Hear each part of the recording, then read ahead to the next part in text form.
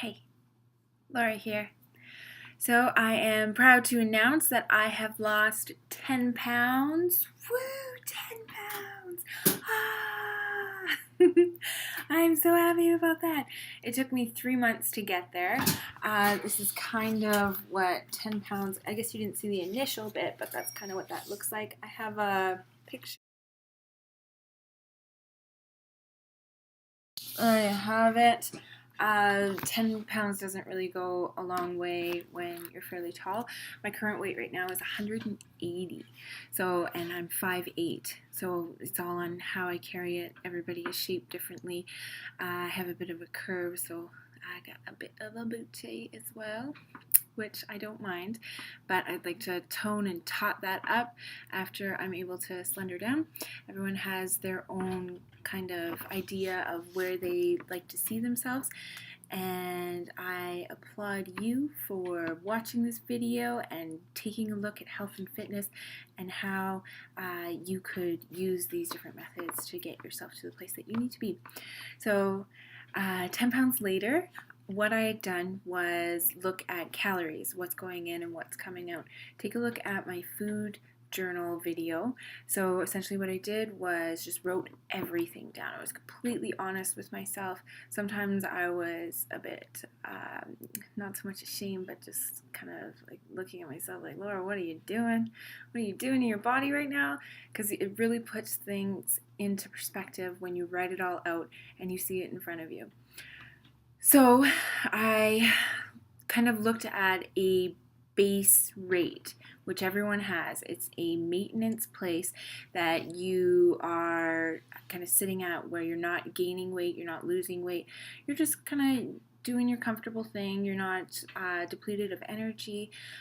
You're just going through your basic day-to-day activities without any sort of fatigue, you name it. Your sleep is regular. So that place for me is at 1800 to about 2000 calories, and I think it's because I do yoga, which kind of slows down my metabolism, but we'll talk about that later. So every body is different. Everybody's going to break down their foods differently. So it's important to assess what your baseline is. So there are a number of calorie counters out there. There's the MyFitness app, which is what I used, and it had said that I was 2200 calories based on moderate activity level. So essentially what they're doing there is they're looking at your weight, your height, your age, and your activity level, and they have calculated algorithm that they've used many sources of research to kind of break it down. I'm not going to go into that because it's really only a starting point. So plug those numbers in, see what you get, and kind of just take a look at how your body is responding to that number. And then from there, go on the scale. If you gain a pound, you've got way too much. It takes 3,500 calories to gain a pound, right? So gaining a pound in 2 to 3 days means you're way over the top, way over the top. So you want to kind of work out basic math to take away 500 calories from that rate. So 500 calories a day over a week is 3,500 calories, right? So you should theoretically be losing 1 pound. So let's say that your number is 2,000 calories. If you take off 500 calories and eat 1,500 calories every single day, in theory, you should be losing a pound a week.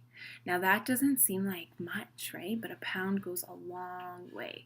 I'm going to make a video to really put into perspective what a pound is. So if you can lose a pound a week, then bravo, kudos to you.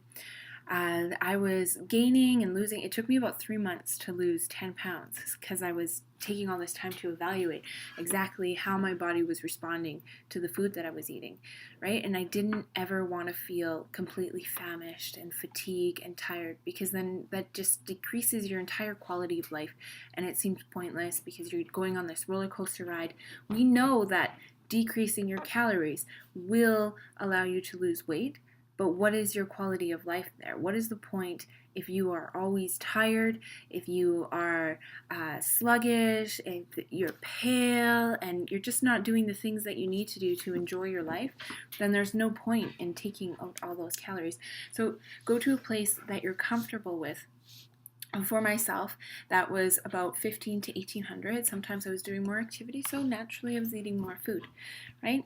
And I managed to find my set place. So I strongly, strongly encourage you to take some time to go through your food journal and really take a look at how your body is responding to this food, and weigh yourself every week, every day if you want, in the morning, and take a look at whether it's going up or down. And it's just basic common sense. If the scale is moving up, decrease the calories, and eventually, I promise you, you're going to find a place where you recognize how your body feels when you're losing weight, how your body feels when you're maintaining, and how it feels when you're overdoing it and you know that you probably shouldn't have had that extra X amount of calories. Right? And then eventually you're going to find that you know how your body feels already. So you don't have to count the calories anymore. You just listen to your body and you know exactly what losing weight feels like without overdoing it. So that's what I managed to do, and I encourage you to do the same, because you are a unique individual with unique needs, and all you gotta do is listen to them. Listen to your body. So I'll leave it at that for now. Let me know how it goes. If you have any questions, comments, concerns, I will answer all of them to the best of my knowledge. And in the meantime, just know I'm always sending love your way.